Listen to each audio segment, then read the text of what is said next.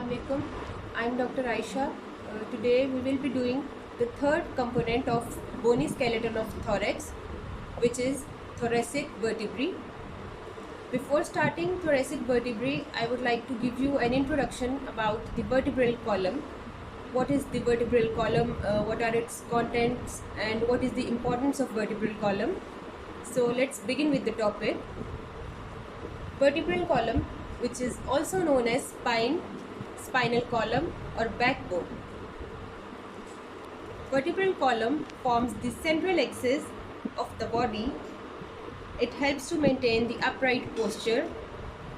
It supports the body weight and transmits our weight to the ground through the lower limbs. Vertebral column consists of 33 vertebrae altogether.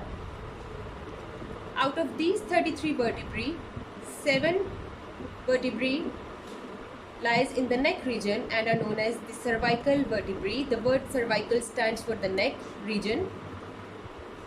We have 12 thoracic vertebrae in the thorax, 5 lumbar vertebrae, 5 sacral vertebrae and 4 coccygeal vertebrae. All these combine to form a vertebral column. Out of these 33 vertebrae, 7 cervical, 12 thoracic, 5 lumbar. These 22 vertebrae, they constitute these 24 vertebrae. They are considered true vertebrae as they are movable, while the 5 sacral and 4 coccygeal vertebrae, they are fixed. These vertebrae cannot move.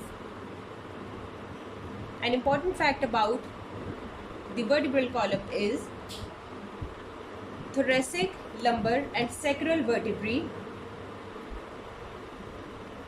In this region, the number of vertebrae corresponds to the number of nerves. As you can see, we have same number of nerves as the number of vertebrae in these three regions, thoracic, lumbar and sacral regions. The number of nerves are same as that of the vertebrae. Each nerve lies below the corresponding vertebra in these three regions. In the cervical region, the upper 7 nerves, they run just above the corresponding vertebra, while the 8th and last cervical nerve, it runs below the 7th cervical vertebra. There is another exception in the coccygeal region. Coccygeal region only has one coccygeal nerve.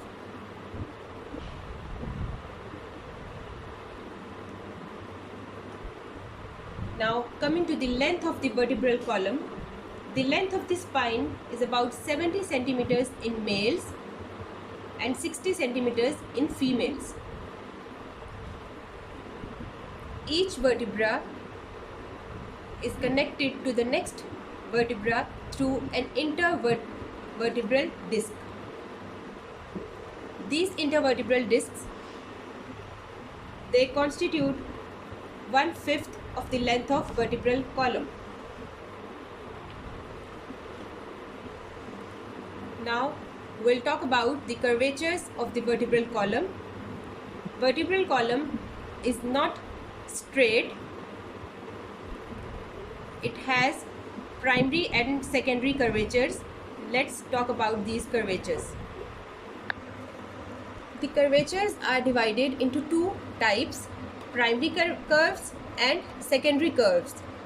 Primary curves are those which are present at birth, while secondary curves are those which develops after birth. That is why the secondary curves are also known as developmental or compensatory curves.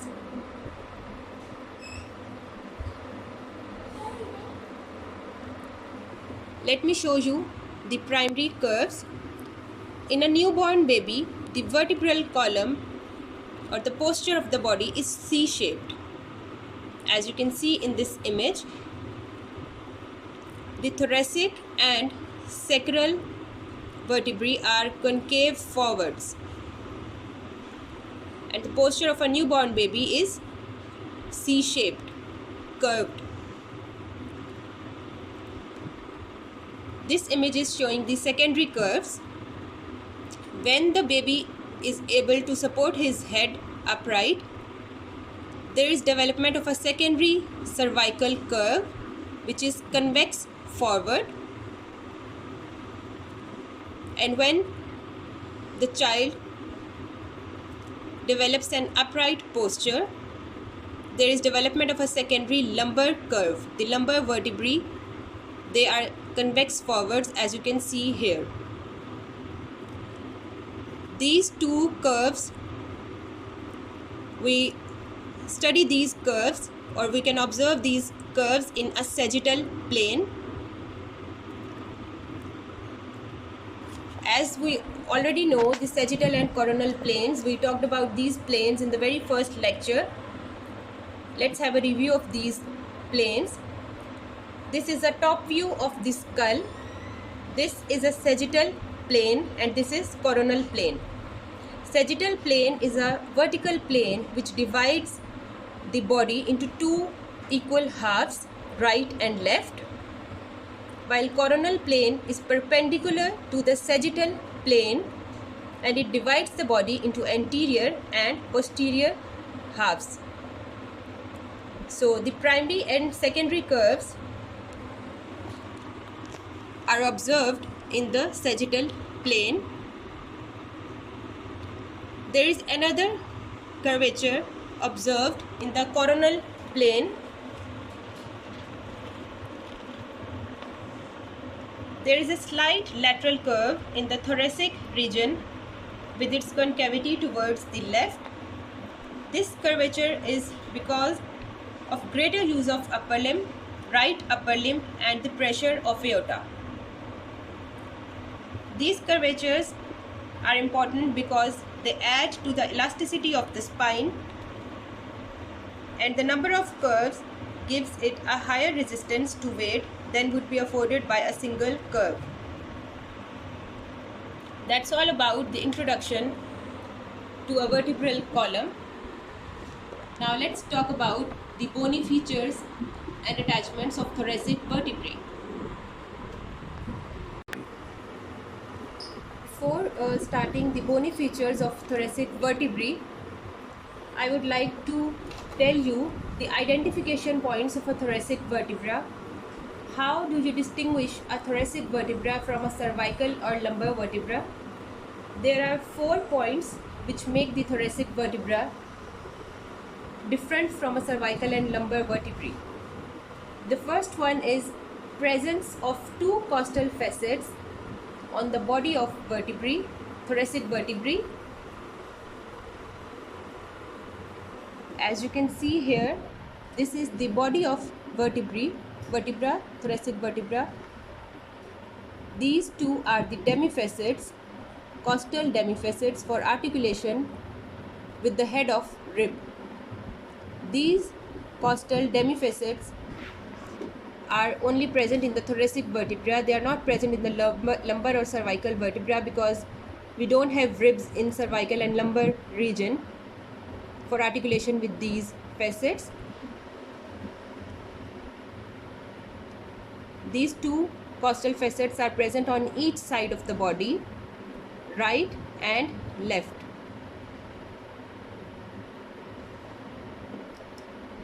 The second point is articular facet on the transverse process. As I have already told you, the tubercle of the ribs, they articulate with the transverse processes of the thoracic vertebrae. So the thoracic vertebrae, they have an articular facet on the transverse processes. These 2 are the transverse processes. This is body of the thoracic vertebra, and this is the articular facet for articulation with the tubercle of rib. The third point is heart-shaped vertebral body. Thoracic vertebrae, they have heart-shaped vertebral body. As you can see here, the heart-shaped vertebral body. The fourth and last point is they have long and oblique spinous process. This is the spinous process. As you can see, this is long and oblique as compared to cervical and lumbar vertebrae. So in this way, we came to know that this is a vertebrae or vertebra of a thoracic region. Now let me show you the articulation of a rib on these costal facets. This is a typical rib. It has two facets on the head, and this is the tubercle of the rib. This head, it articulates on these costal facets. The lower facet articulates with the vertebra of the corresponding number, and the higher facet on the head, it articulates with the costal facet of a higher vertebra. So in this way, the rib and vertebra, they articulate together. Head with the body and tubercle with the articular facet on the transverse process. Now let's talk about the bony features of a typical vertebra. This is the top view of a typical thoracic vertebra. As we divided the ribs in two types, typical and atypical, similarly we divide the thoracic vertebrae as typical and atypical vertebrae. Out of the 12 thoracic vertebrae, 2 to 8th, they are typical vertebrae, while 1st, 9th, 10th, 11th and 12th, these 5 are termed as atypical vertebrae. This is a typical vertebra. First of all, we'll do the bony features and attachments of a typical vertebra. After that, we'll do the bony features of atypical vertebrae and their identification points. So this is a top view of a typical thoracic vertebra. This part is the vertebral body, and this part which you can see here is the vertebral arch. It is known as vertebral arch. This arch and body, they join together and form a foramen. This is the vertebral foramen through which the spinal cord and the nerves, they run throughout the length of vertebral column. This foramen is termed as vertebral foramen. We have two parts in the typical thoracic vertebra, the vertebral body and the vertebral arch. These two join together to form a vertebral foramen. Now let's begin with the features of vertebral body. The vertebral body of a typical thoracic vertebra, as I have already told you, is heart-shaped. This is anterior aspect and this is posterior aspect of the vertebra. This body, it lies anteriorly. Its anteroposterior and side-to-side diameters are same. It has flattened surfaces, upper and lower surface. Both these surfaces are flattened and they articulate with the intervertebral discs. The adjoining surfaces of the vertebral bodies, they are connected together through intervertebral discs. The body of the vertebrae, thoracic vertebrae, is cylinder-like. As you can see, it is rounded from side to side like a cylinder. It has flattened upper and lower surface.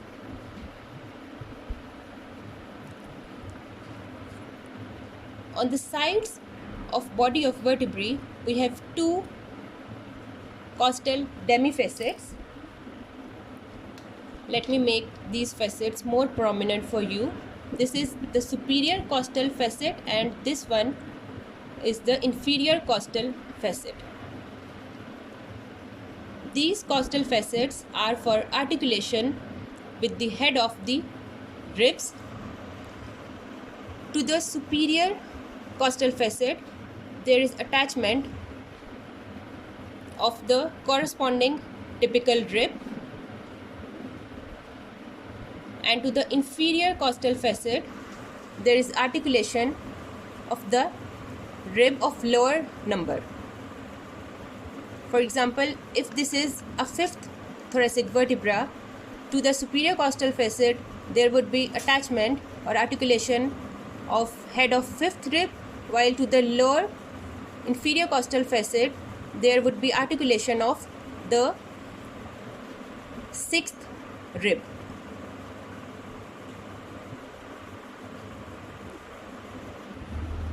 Now we'll talk about the components of vertebral arch.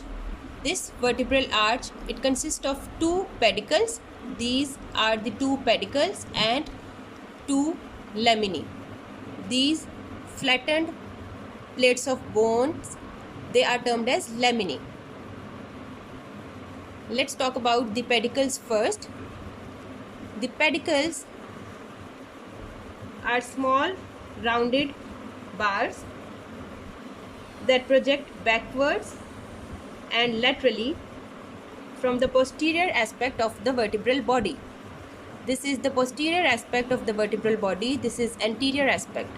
These pedicles, they run laterally and backwards from the posterior aspect of the vertebral body. From the side view, these are the pedicles. These two rounded bars, these are pedicles. Now what are laminae? Each pedicle is continuous posteromedially with the vertical plate of bone, this one called as the lamina. These two laminae, they pass backwards and medially to meet in the midline. These pedicles and the laminae, they together constitute a vertebral arch. This whole is the vertebral arch. These are two laminae which combine in the midline to complete this arch. And this arch combines or joins the body to form the vertebral foramen. The point at which the pedicle is connected to the body, there is formation of two vertebral notches. This one is the superior vertebral notch. This is pedicle. This is inferior vertebral notch. If we connect the vertebrae like this, now you can see these notches. The deep inferior vertebral notch and the shallow superior vertebral notch, they join together to form intervertebral foramen. This is the intervertebral foramen, which is formed by the deep inferior vertebral notch of one vertebrae and shallow superior vertebral notch of the next vertebra. They join to form an intervertebral foramen. It is through this intervertebral foramen there is passage of dorsal and ventral rami of nerves emerging from the spinal cord. This is an intervertebral foramen. This is deep inferior vertebral notch. This is the shallow superior vertebral notch. Now, the point at which these pedicles and laminae, they are connected, we have two superior articular processes. These are the two superior articular processes. They project upwards from the point where these pedicles are connected to the laminae. These superior articular facets are flat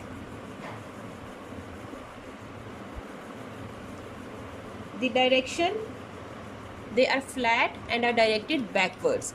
This backwards direction, it permits the rotatory movement of the spine. In addition to these superior articular processes, we have two inferior articular processes which project backwards from the lower part of the laminae. This is the lamina of the thoracic vertebra. From its lower part, there is projection of two inferior articular processes. These are the two inferior articular processes. They are directed backwards, or they are directed forwards. This is the anterior aspect. They are directed forwards, and the superior articular processes are directed backwards. Now what happens is, the superior articular processes of one vertebrae, they articulate with the inferior articular processes of the higher vertebrae, like this. These are the inferior articular processes of the higher vertebrae. They articulate with the superior articular process of the lower vertebra, like this.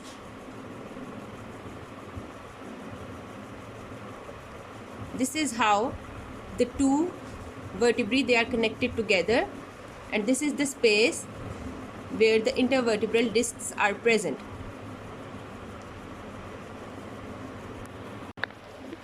Now the transverse processes. These two horizontal processes are the transverse processes of thoracic vertebrae. At the junction of pedicle and laminae, transverse processes emerge. They pass laterally and somewhat backwards from the junction of pedicles and laminae. The anterior surface, this is the anterior aspect. The anterior surface of these transverse processes, they bear an articular facet for the tubercle of typical rib.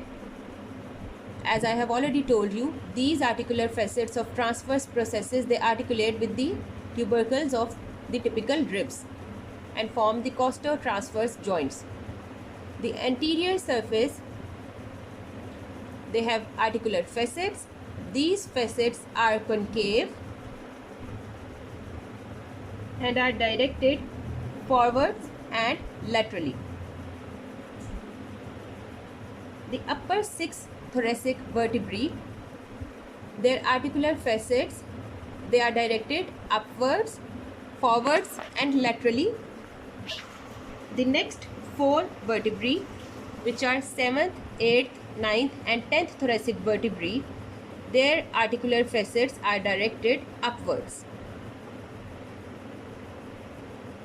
While the last two vertebrae, which are the 11th and 12th vertebrae, their articular facets are absent. If you remember, I told you in my lecture on ribs that 11th and 12th ribs, they don't have any neck and tubercle. So their corresponding vertebrae, which are 11th and 12th vertebrae, their transverse processes don't have articular facets because they don't have to articulate with the tubercles of 11th and 12th ribs. The tubercles in 11th and 12th ribs are absent. That is why the articular facet on transverse processes of 11th and 12th ribs are also absent. There is no need to articulate or to form the costotransverse joint between these last two vertebrae and last two ribs.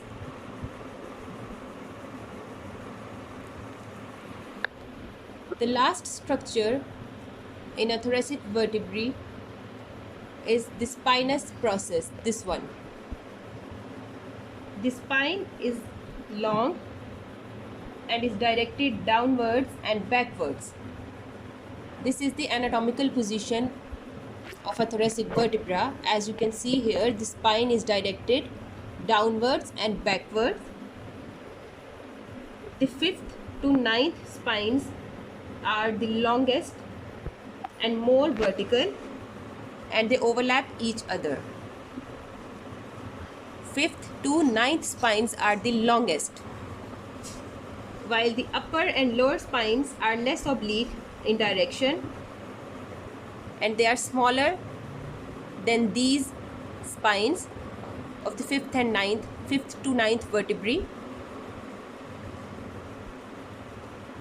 So let's have a review of the bony features.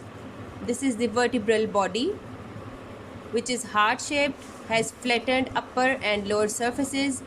On the sides, it has two costal demifacets for articulation with the head of the rib. These are the two superior articular processes, and on the lower part of the lamina, posteriorly, we have two inferior articular processes. These two are the transverse processes. This is the spine of vertebra.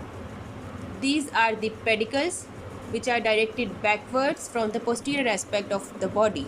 These are the pedicles. And this flattened plate of bone, which is connected in the midline, these are the laminae. This is an image showing the bony features of a typical thoracic vertebra. This is the superior aspect. This is the body. These are superior costal facets. This is the vertebral foramen. This whole constitutes vertebral arch. These are superior articular processes. These are the transverse processes. Anterior surface of the transverse processes, they have facets for tubercle of ribs, and this is the spinous process. This is a side view of a typical thoracic vertebra. Here you can appreciate the superior vertebral notch, which is shallow, and this one is the deep vertebral notch, which is deep. The vertebral notches of the two vertebrae, they join to form an intervertebral foramen for the passage of dorsal and ventral rami of spinal nerves, which pass through these foramen. That's all about the bony features of a typical thoracic vertebra. Now let's talk about the attachments of a typical thoracic vertebra. The upper border of the vertebra and the lower border of the vertebral body. Upper and lower borders, they give attachment to the anterior and posterior longitudinal ligaments respectively. Let me show you these ligaments with the help of a diagram.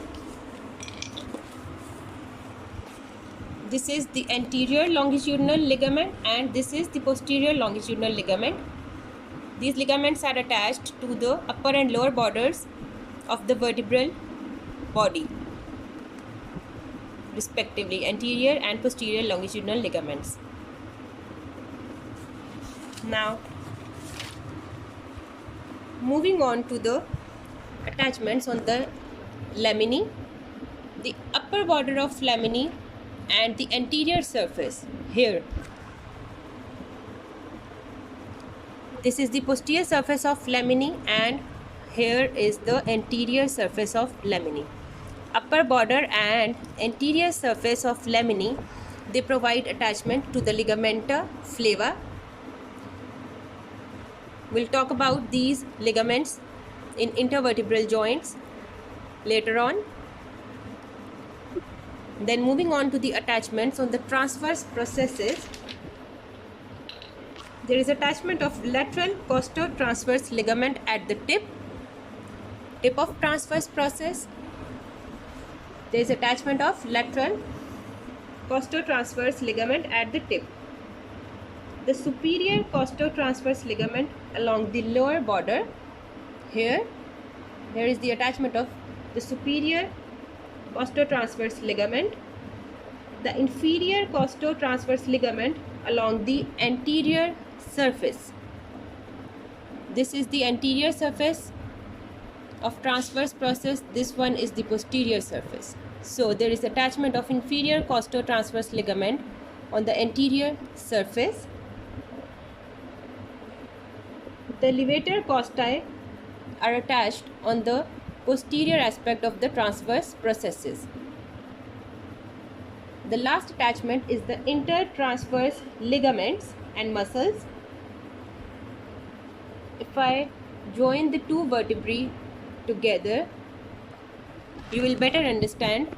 These are the two transverse processes. The intertransverse ligaments and muscles are attached to the lower border of one transverse process and upper border of the lower transverse process. In between these two processes, there are attachments of intertransverse ligaments and muscles. Now the attachments on the spinous process. The spinous process, it gives attachment to the interspinous ligaments which run between the two spines, interspinous ligaments, and the supraspinous ligament. In addition to these, we already know the spinous processes of these vertebrae, they also gives attachment to the muscles of the back like trapezius, rhomboids, latissimus dorsi, serratus posterior superior, serratus posterior anterior. These are all muscles which gives origin, which are attached to the spinous processes of the typical thoracic vertebrae.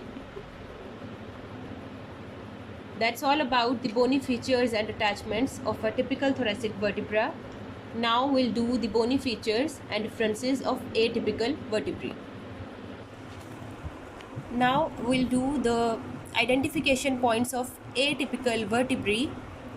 As I have already told you, the first, 9th, 10th, 11th and 12th vertebrae, they are atypical. Their features are different from that of a typical vertebra.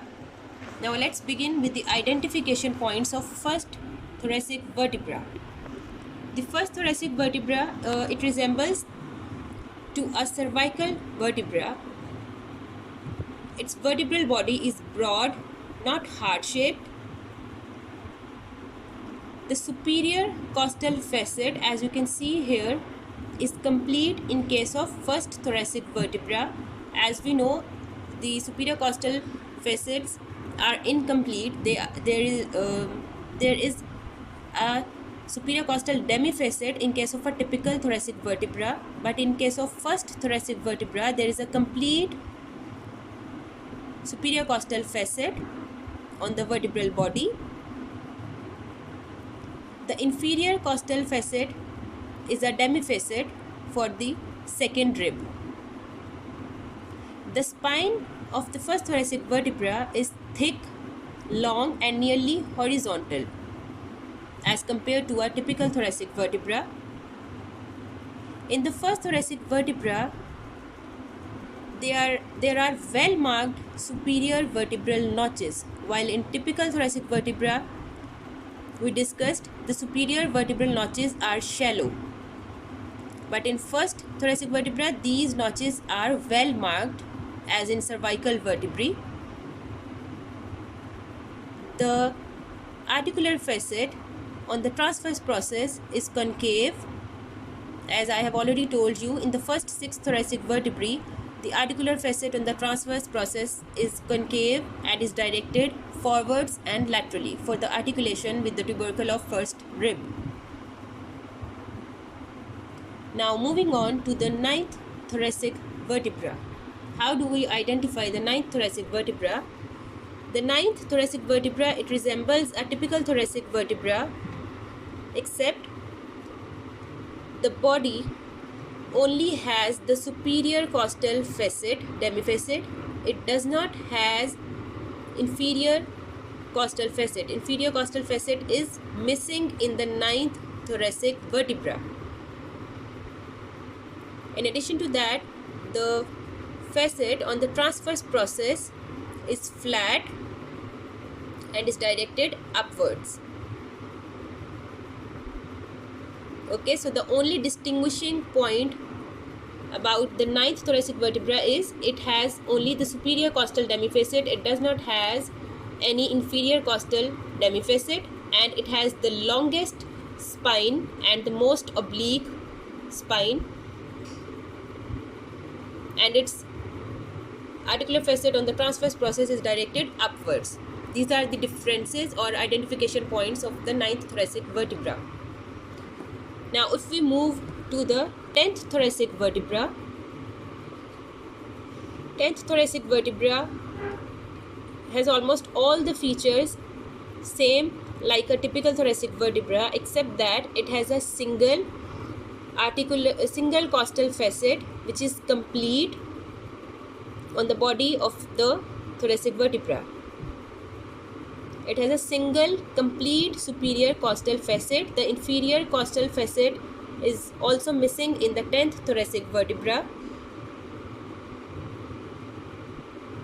and the transverse process has an articular facet which is flat and is directed upwards like the 9th thoracic vertebra. Now moving on to the 11th thoracic vertebra. The 11th thoracic vertebra, it also has a single complete costal facet on each side of the body.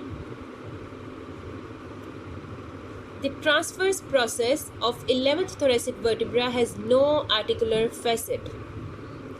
As you know, the posterior end of the 11th rib, it does not have any tubercle, so the articular facet on the transverse process of 11th thoracic vertebra is also absent.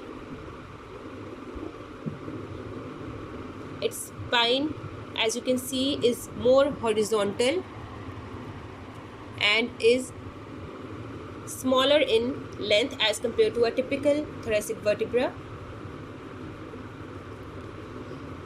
In case of 12th thoracic vertebra, we have a complete superior costal facet. We don't have any inferior articular facet as in case of 10th and 11th rib.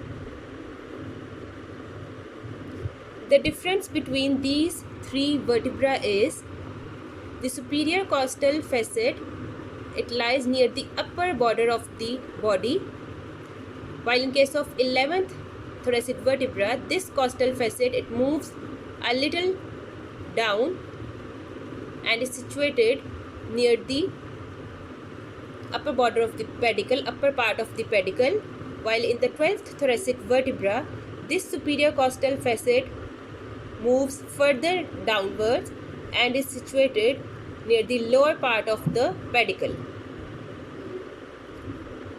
This is the difference between the last three thoracic vertebra.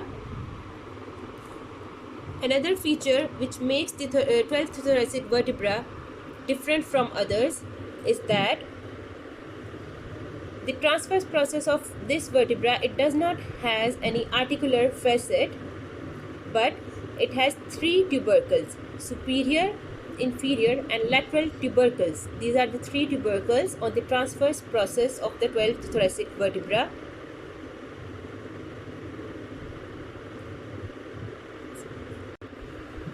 The last point regarding the 12th thoracic vertebra is the spine of this vertebra is almost horizontal. If you compare it with the other atypical or typical ribs, the spine of the 12th vertebra is almost horizontal and is thick as compared to the other vertebrae. So these were the identification points or the differences of typical and atypical vertebrae.